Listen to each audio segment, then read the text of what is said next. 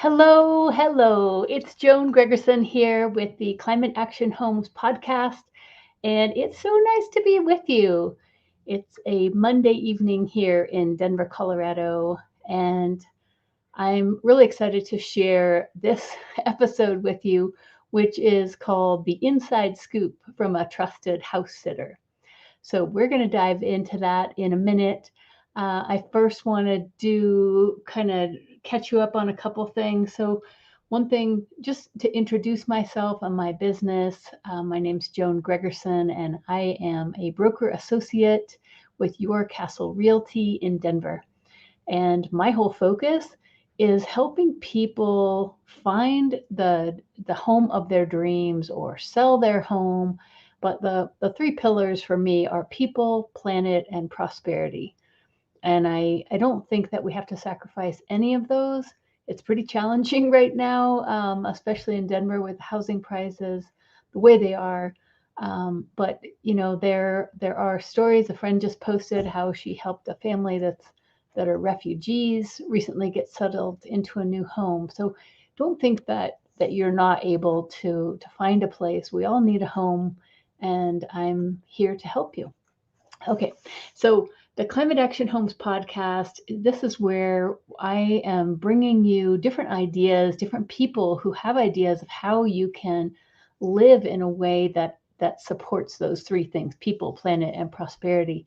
And before we dive into that, I want to let you know of a few of the episodes that we have coming up. So on February, normally we do this on Mondays, but we have a special one on Thursday, February 10th is Raised Bed Kitchen Gardens with Katrina Karcheski of Grateful Garden. And then on February 21st, we have Carrie Martin Haley with Summit Sustainable Goods. February 28th, the top things to know when buying a home.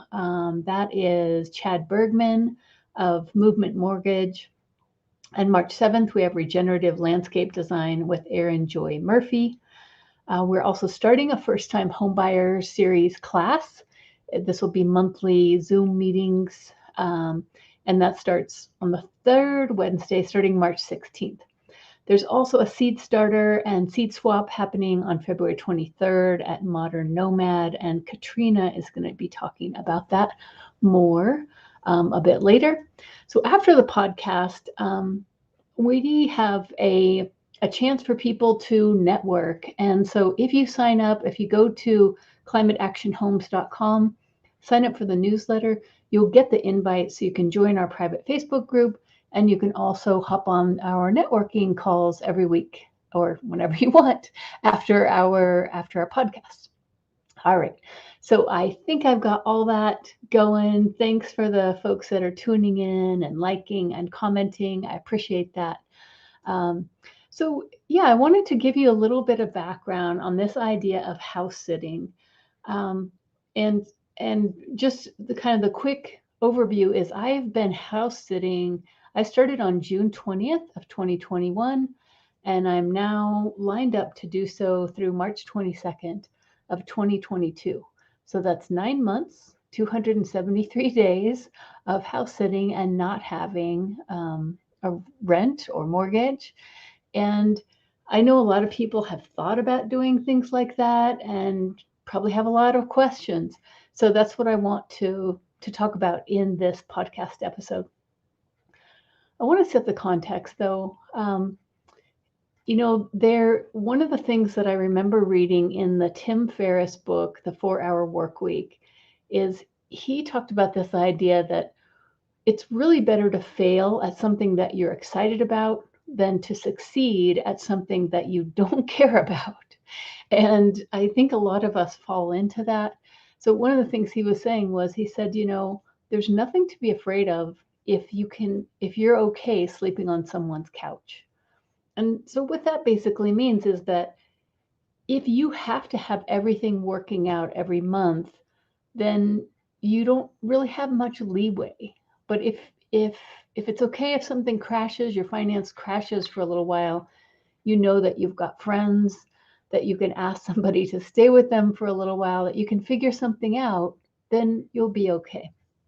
I thought of that when I was in Ghana in 2007. I was staying with a friend there, and one day one of his friends showed up, and he just didn't leave. And when I asked my friend about it, he said, "Yeah, well, he's just staying with us now." So it's kind of like he had moved in, but there wasn't a big discussion. Suddenly there was just one more person sleeping in our room. There had been four, now there was five. There was one more person at the table when we were eating. There had been like eight or nine, and now there was nine or 10. And that thing of being able to move through life without judging, without feeling of being a loser, just getting a little bit more comfortable with the ups and downs of life really impressed me and stuck with me. Um, and later, when I was living in South Korea teaching English, I saw that this kind of pressure cooker environment that is common in a lot of cultures, but especially where I was in Korea, there were kids that were committing suicide, like middle schoolers, because of their grades. And it was, I had been to Ghana. I had been through a 12-step program. I had learned meditation, and through all of that, I had developed some skills around not worrying and being okay, like being able to accept things that happen and not thinking that my life was over or that I was a failure. And I realized, wow, that's a really important thing to know. And so I wrote a book called Tuning Into Inner Peace: The Surprisingly Fun Way to Transform Your Life. And the reason I'm telling you that is because what I see happening around housing is that for a lot of good reasons, it's a really stressful thing for so many people. I mean, the amount of uh, the increase in our housing costs compared to our wages just hasn't kept up in the last few decades, and so it's real. But at the same time, when we look at squirrels and birds and other animals, they get by and they're at home in the world. And so that's what I wanted to tell you about house sitting was, if you're feeling very crunched and you feel like you have no options, maybe your rent is so high, but you really want to buy a house, or you're living with so many people, you really want to get your own place, but you just feel like you can never get ahead. And if you've thought about house sitting, then I just wanted to share this idea with you. Okay, so that's the background, is that I want you to find a place of peace in your journey wherever you are, and if you can stay in someone else's home, then you are at home. And so to not make added pressure for yourself, and it can be a good pathway to whatever comes next for you. So I was kind of in that situation. In October of 2020, I turned 60. And I was like, you know what? When I turn 60, I want to go on an adventure. I want to do a bunch of stuff. But, it was also the middle of the pandemic. The vaccines hadn't really come around yet. And I was like, oh man, what can I do? And also, when I lived in South Korea, I got used to living in a small space. From when I was married, we lived in a house, we owned a couple rentals, we had all kinds of stuff. And over time, after I got divorced, I kept moving to smaller and smaller places till I was in this studio apartment, which was great until the pandemic hit. And then a lot of my life had been in shared spaces, like going to the rec center for classes and going to the coffee shops and the library. And when all those places closed down, that small apartment, um, and then there were some other things that happened, like with just not wanting to be in that neighborhood anymore, due to some family member that was getting kind of wild and crazy, somebody with mental health problems, that I was just like, you know what, I don't really want to be here anymore. Um, But also, I had gone through bankruptcy earlier in 2020. And so I was starting to feel this kind of constriction of like, I need to go do something, but I really don't have the resources. Um, and and I was in the middle of running this nonprofit, and things were going great. And during 2020, I wrote a book called Climate Action Challenge, and we were doing this big international climate action challenge. So a lot of cool things were happening, but it wasn't things that were generating a lot of income. So I was like, okay, I want to do this. I want to make it a success. I want to adventure, but I don't really have like a lot of money in the bank to make that happen. And a friend of mine Susan had gone to the Netherlands and stayed for a couple weeks and took care of someone's cat. She lived rent free on this vacation, and it was no cost to her. All she did was take care of a cat, which is pretty dang easy, especially compared to dogs. So I signed up for Trusted House Sitters. And if you are interested, it's just trustedhousesitters.com. And if you sign up for it, it's something like $11 a month. Or you can sign up for a year for 120, something like that. So I got on Trusted House Sitters, and one of the first places that I applied for was a house sit in Evergreen, and I thought it was 10 days, but I'd read it wrong. It was actually 5 weeks. And so I decided, you know what? I'm just going to give up my apartment and go do this thing. So that was my first adventure, was going to Evergreen, which I thought was going to be perfect because it was June, and Evergreen is in the mountains for those of you that are not in Colorado. Um, and one of the things that I realized as I've been doing this is there's no such thing as an ideal location. You think of somewhere idyllic. I don't know if that's really a thing, because this was a case where it was this beautiful home just about a mile and a half outside of Evergreen. I could go in, go to the library, go to the lake, go paddleboarding. Um, but some of the things that I didn't think about was that it's surrounded by forest. And Colorado has been in a drought. So one of the first things that I was asked to do was sign up for the Wildfire Alert. So here I am in this beautiful location, and I'm constantly thinking about how dry is it? And when it rains, being so thankful for the rain, but also that's not really the kind of weather that I wanted for the summer, to be out hiking and being on the lake. So that thing of being hyper aware of being surrounded by forest, I changed my idea about that. And hearing the dogs barking at night because of maybe a bear outside or some animal, I don't know what it was, and being a little bit remote, so that when a delivery person came, you're obviously the only one there. I mean, it just, wow, it changed my perspective a little bit.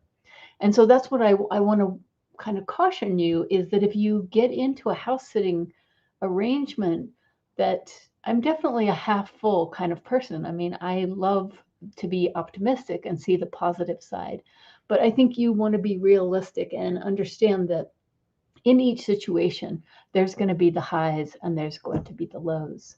One of the next places I went was to Eerie, Colorado, stayed with a friend, and it was similar. Like, it was great. I was taking care of their dog and their cat.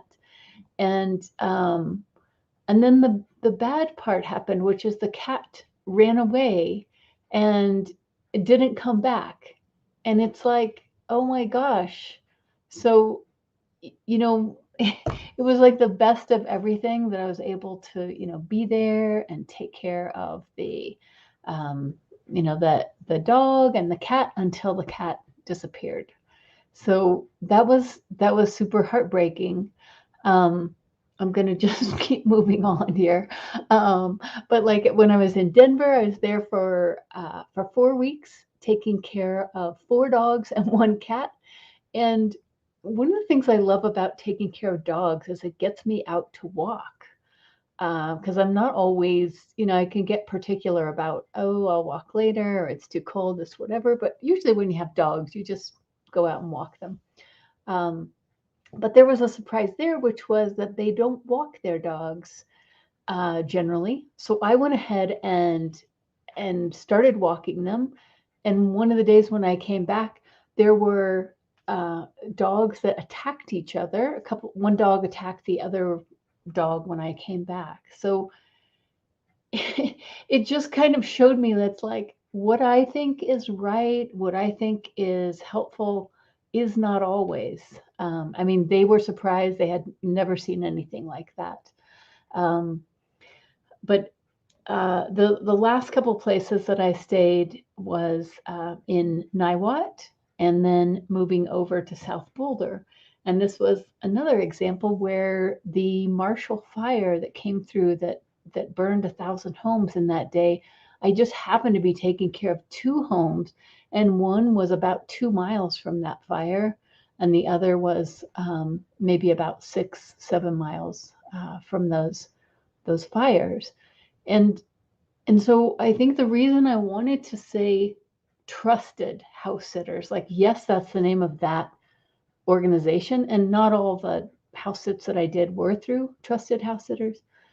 But when you're choosing someone to sit for you, or when you are choosing to be the sitter, I think that the trust is a really important part, because no matter how calm, how lame, how easy this assignment seems, my experience has been that, life happens. And crazy things could happen if you just stayed at your own place. I don't want this to dissuade you from trying house sitting, but I just want to let you know that I think you can't over communicate.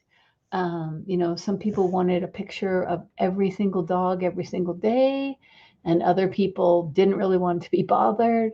So you having that kind of trusting relationship, it's not easy, but it also, I feel like I've grown a lot by just plopping myself down in some different parts of, I stayed all in Colorado because I wanted to be near my daughter, who was having a baby in the middle of this whole time. And so during that period, I blocked out and I got an Airbnb near where she was, because I wanted to not have any other responsibilities and know that I was going to be able to do that. So during that whole 9 month period, those 273 days, of that 18 days, I did an Airbnb, and 3 other days I did a hotel. So now I want to talk about the money part of it. So the interesting thing about trusted house sitters is you're not getting paid, but also you're not paying anyone. There's definitely other platforms out there like Rover where you can house sit for someone. I used to do that and charge $50 or $75 a night. But it was usually 1 or 2 days at a time. So what I've been doing with trusted house sitters is I put a filter in, and I don't consider jobs that are less than 2 weeks, and ideally more than 4 weeks is my goal. So can you actually save money by doing house sitting with trusted house sitter? So number one, you're not going to make money in this situation, but you might be able to save. And there are some expenses that you're going to want to probably pay. So as I mentioned, signing up for the Trusted House Sitters platform, um, that's something like $120 per year, or $11 or $12 per month. You also might want to get a PO box, which is what I did. And then I also got a small storage unit, and it's $130 per month. So altogether, all that cost about $150 per month. And then what you want to do is compare that to what you're paying now. So I was paying, which is probably the least expensive rent available in the Denver area these days, but I was paying $850 per month plus internet. I had a kind of high-end internet, so it was about 100. So I was paying like $950 per month. So when you take out the $150 that I pay now, that means that freed up $800 a month that I didn't have to be paying. And when I was working, I was able to save that. When my coaching job suddenly didn't renew for the first time, kind of unexpectedly, then I didn't have so many expenses to worry about. So during that time, when I subtracted off what I paid for the Airbnb and that other, I avoided spending about $6,000 during that 9 months. So that is my wrap up of the trusted house sitters. Is that, if you're wanting to do some kind of adventure, what I found, what I loved about it was that each place that I went, there were different hiking trails. There's different people that I knew. I was able to go on walks, go see families when I was in Eerie that I wasn't able to see when I was in Evergreen. And when I was in Evergreen, some people came and visited me. So each place that I went had different experiences. And so for me, it worked as kind of a mini adventure that I could do during the pandemic, still stay near my daughter and the grandbaby, um, and yet have some things changing up, and give myself a little bit of a break so I could finish some of these other projects and not worry about trying to make a high amount of money, and also kind of have all these adventures at the same time. So that is my overview of being a trusted house sitter. If you have any other questions, definitely reach out. I'd love to help. And for sure, if you have questions about, maybe you're thinking, gosh, I would love to get in a house, but it might not be for a year or two. Awesome. Reach out. Let's talk about it. I can set up a search for you so you're able to see the kinds of properties, different areas, what your options might be. But mainly, I'd just love to get that conversation going with you so we can work on this thing together for this people, planet, and prosperity. The world needs folks like us to come together and support each other. And that's what we're doing with the Climate Action Homes community. So sign up over at climateactionhomes.com and you'll get access to our Facebook group and to our networking meetings that are going to follow this podcast. All right, so thank you so much for hanging out, and stay tuned for our upcoming podcast, as well as our monthly first-time homebuyer series. And thanks everybody who popped in, said hello, and have a beautiful evening or day wherever you are. Okay, talk to you soon. Bye.